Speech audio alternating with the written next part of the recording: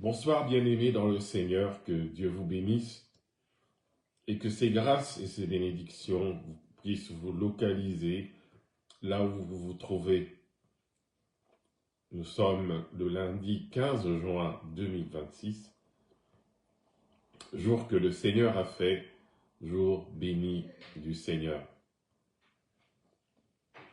Bien-aimés dans le Seigneur, que la main de l'Éternel, notre Père, puisse vous localiser là où vous vous trouvez, sur le chemin de retour vers votre demeure. Si vous êtes déjà arrivé vers chez vous, et que la grâce et la paix du Seigneur puissent vous rencontrer chez vous à la maison. Nous sommes donc le lundi, jour où nous partageons une parole qui va nous accompagner dans nos temps de dévotion matinale ou des dévotions le soir, une parole qui va être méditée dans nos cœurs pendant toute une semaine, afin que nous puissions y trouver le trésor qui y est caché pour nous. Voilà, nous allons commencer ce moment en le remettant entre les mains du Seigneur. Prions. Ô Seigneur notre Père, notre Dieu, nous te rendons toute la gloire. Nous sommes reconnaissants, Seigneur, pour tes bienfaits. Nous sommes reconnaissants pour la vie de Jésus-Christ en nous. Nous sommes reconnaissants, Seigneur, qu'un jour tu nous as appelés à toi, et tu as fait de nous des fils et des filles du Dieu vivant. Seigneur, nous voulons te confier ce moment de partage. Parle à nos cœurs, guide-nous, instruis-nous. Permets, Seigneur, que ce qui sera dit ce soir puisse avoir un impact réel dans nos vies. Seigneur, nous nous en remettons à toi. Puisse le Saint-Esprit faire son œuvre dans nos cœurs et nous préparer à être soumis à ce que tes Écritures disent. Merci de visiter nos maisons. Merci d'y apporter ta paix. Merci de garder nos cœurs circoncis en toi. Que toute la gloire, Seigneur, l'honneur et la toute-puissance te reviennent. Merci pour chaque famille de mes frères et sœurs qui vont recevoir cette parole ce lundi. Éclaire, Seigneur, leurs ténèbres s'il y en a. Ouvre les portes dans leur vie qui semblent être fermées. Accorde la joie, la paix, la victoire dans les circonstances. Au nom de Jésus, Christ notre Seigneur, nous te prions. Amen. Amen, amen. Ah, bonsoir ma sœur Patricia. Que Dieu te bénisse, qu'il visite ta maison et qu'il te fasse beaucoup de bien à toi et à ta famille. Bonsoir Mariana.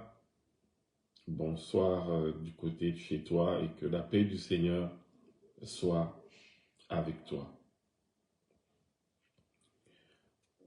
Ce lundi 15 juin, nous allons partager sur la première lettre de Pierre au chapitre 4, verset 8. 1 Pierre, chapitre 4, verset 8. Ce partage, je l'intitule « L'amour ardent, la marque du chrétien ». L'amour ardent, la marque du chrétien. Lisons la première lettre de Pierre, chapitre 4, verset 8. Avant tout, ayez les uns pour les autres un ardent amour. Avant tout, ayez les uns pour les autres un ardent amour, car l'amour couvre une multitude de péchés. Amen. L'amour ardent, la marque du chrétien. Frères et sœurs, voyez-vous, l'apôtre Paul écrit cette lettre à des croyants qui traversent des difficultés, des croyants qui traversent des persécutions, des croyants qui traversent des épreuves. Dans ce contexte, il leur rappelle ce qui doit être leur priorité. Donc, dans le contexte des difficultés, des persécutions et des épreuves, l'apôtre Pierre leur rappelle ce qui doit être leur priorité. Avant tout, ayez les uns pour les autres un ardent amour. Bien-aimés, lorsque les temps sont difficiles, nous pourrions penser que la priorité est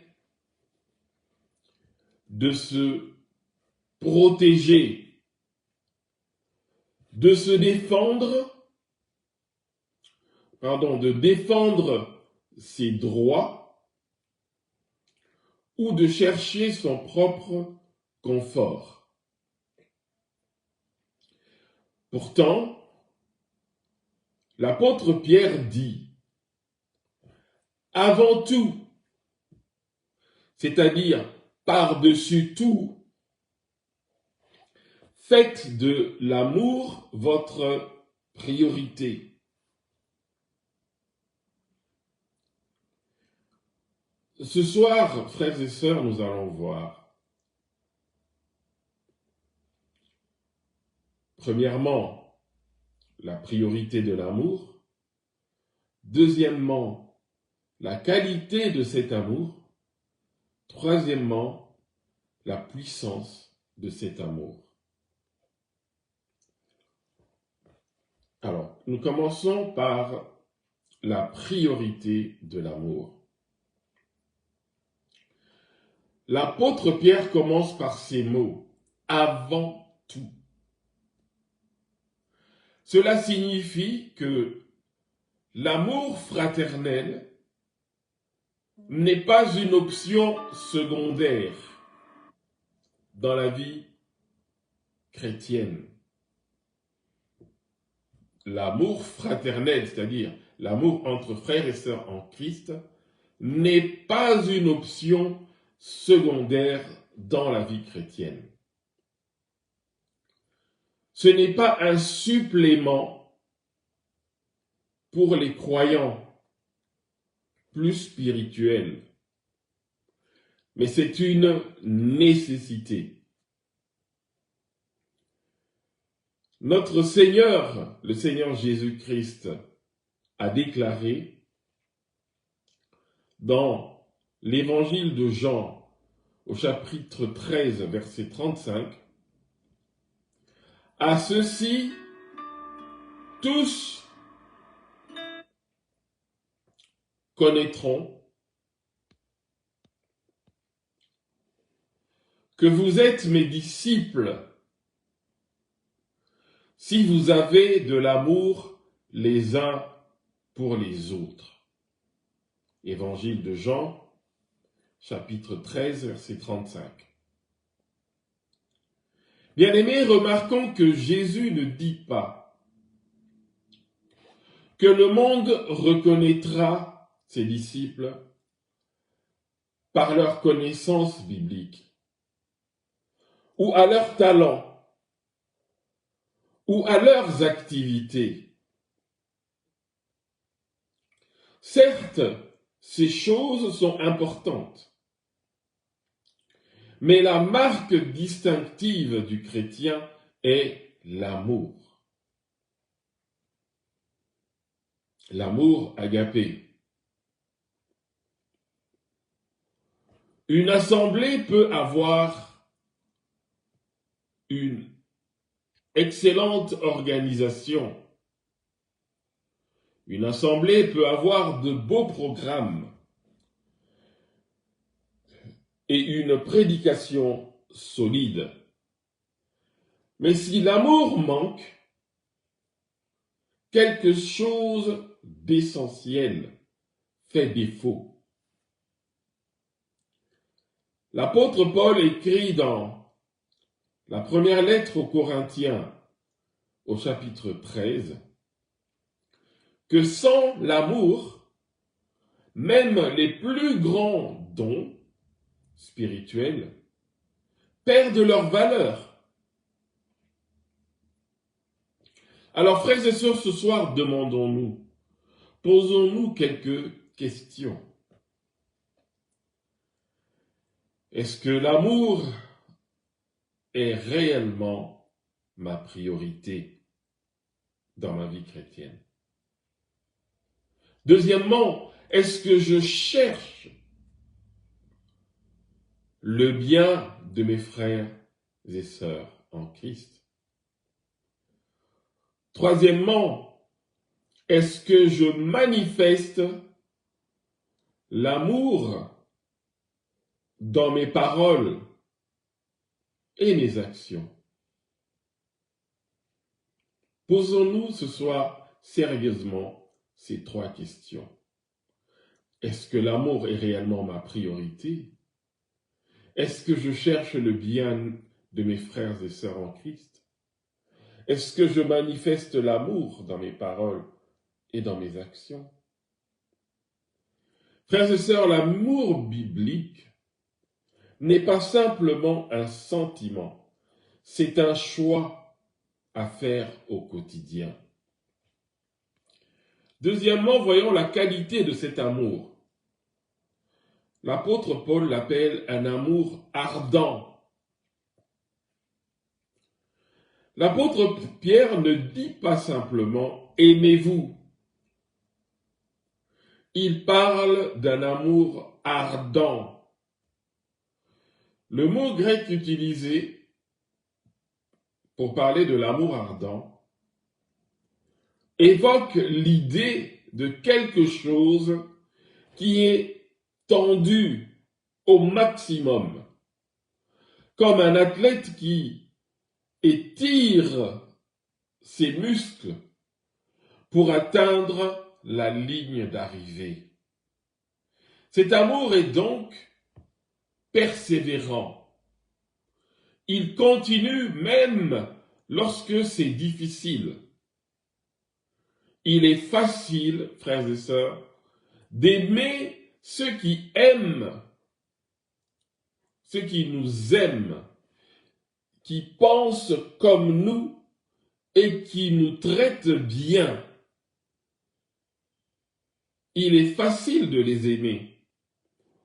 Mais l'amour exigé à un chrétien, lui, il va encore plus loin. Jésus a aimé ses disciples, malgré leur faiblesse. L'apôtre Pierre, pour un moment, l'a renié. Thomas a douté de lui. Et les autres, quand on l'a arrêté, l'ont abandonné. Ils ont disparu, ils ont fui. Pour autant, Jésus a à continuer à les aimer. C'est un amour qui est donc sacrificiel.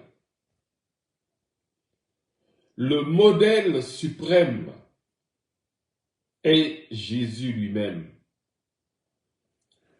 L'apôtre Paul écrit dans Éphésiens chapitre 5 au verset 2, « Marchez dans l'amour à l'exemple de Jésus-Christ qui nous a aimés et qui s'est livré lui-même pour nous. » Marchez dans l'amour à l'exemple de Christ qui nous a aimés et qui s'est livré lui-même pour nous. Frères et sœurs, l'amour véritable coûte quelque chose. Manifester l'amour véritable exige de payer un certain prix. L'amour véritable va nous coûter du temps, de l'énergie, du pardon et parfois même nos préférences personnelles.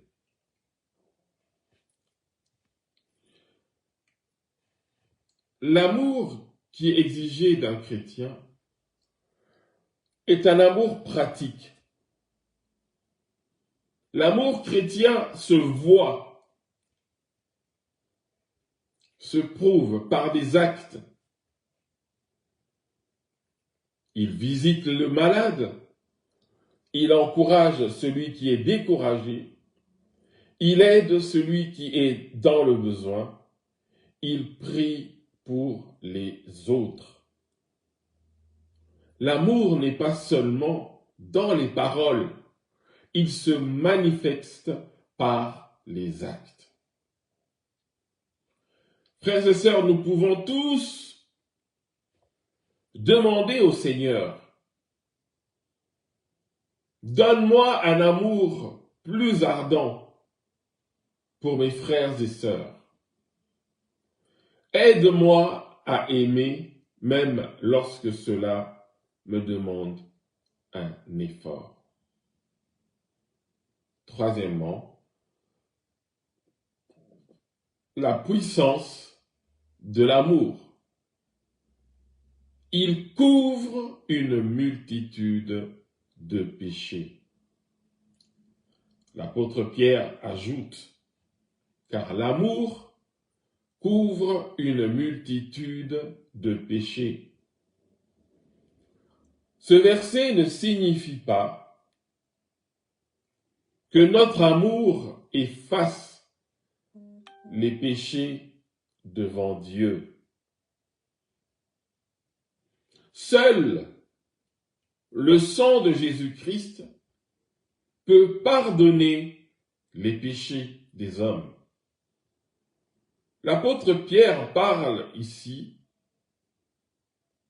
des relations entre frères et sœurs, entre fils et filles de Dieu, entre croyants.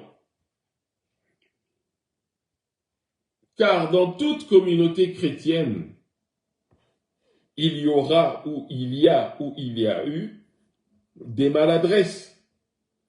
Dans toute communauté chrétienne, il y aura des erreurs. Il y aura des paroles blessantes. Et il y aura des déceptions. Si nous relevons chaque faute et gardons chaque offense en mémoire, les conflits se multiplieront rapidement. Alors l'amour, lui, agit autrement. L'amour sait pardonner. Il ne cherche pas à exposer constamment les fautes des autres. Il ne nourrit pas le ressentiment. Il ne garde pas une liste des offenses. Comme Dieu nous a pardonné en Christ, nous apprenons aussi à pardonner aux autres. L'amour protège l'unité de la communauté chrétienne. Le livre de Proverbes dit, dans Proverbes 10, chapitre 12, « La haine excite les querelles, mais l'amour couvre toutes les fautes. » La haine excite les querelles, mais l'amour couvre toutes les fautes. Proverbe chapitre 10, verset 12. L'amour ne cherche pas à répandre les erreurs d'un frère partout autour de lui. Il va chercher plutôt la restauration par rapport à l'humiliation. Il va chercher la restauration plutôt que l'humiliation. L'amour favorise la guérison. Combien de relations ont été sauvées parce qu'une personne a choisi de pardonner plutôt que de se venger? L'amour crée un climat où la grâce de Dieu peut agir. Cela ne signifie pas ignorer le péché grave ou refuser toute correction biblique. Mais cela signifie que nos relations sont gouvernées par la grâce plutôt que par l'esprit de critique. Alors, posons-nous quelques questions ce soir. Y a-t-il quelqu'un que nous avons du mal à pardonner? Y a-t-il une offense que nous continuons à entretenir dans notre cœur? Frères et sœurs, le Seigneur nous appelle aujourd'hui à laisser l'amour couvrir cette multitude de fautes. Pour terminer, bien-aimés, dans ce verset,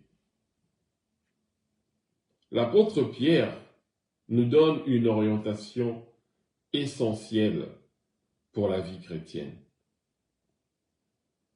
Premièrement, l'amour doit être notre priorité avant tout. Deuxièmement, l'amour doit être ardent, persévérant et sacrificiel. Troisièmement, l'amour a le pouvoir de préserver l'unité en couvrant une multitude de péchés. Dans un monde marqué par la division, la critique et l'individualisme, l'Église est appelée à refléter l'amour de Christ. Terminons ce soir avec cette question personnelle. Quand les autres regardent ma vie, voient-ils l'amour de Jésus se manifester à travers moi? Quand les autres regardent, posons-nous vraiment cette question ce soir. Quand les autres regardent ma vie, voient-ils l'amour de Jésus se manifester à travers moi? En tout cas, frères et sœurs, que le Seigneur nous aide, qu'il nous aide à vivre chaque jour cet amour ardent qui glorifie son nom et fortifie son Église. Amen. Amen, amen. Que le Seigneur ouvre votre intelligence spirituelle afin que vous puissiez saisir et intégrer cette parole de ce lundi 15 juin 2026. Que cette parole puisse trouver un écho favorable dans votre cœur et que vous puissiez puiser là-dedans le trésor que le Seigneur vous a réservé. Je vous souhaite à tous et à toutes de passer une très bonne semaine en Jésus-Christ, sous sa protection, et que vos cœurs soient gardés de tout mal, de tout péché. Que la tentation s'éloigne de vous, et que la paix de Christ soit manifeste dans vos foyers. Jusque-là, demeurez bénis et en bonne santé, jusqu'à la fois d'après, où nous allons nous retrouver à nouveau pour partager une portion des Écritures. Soyez bénis dans le nom de Jésus, Christ notre Seigneur. Amen.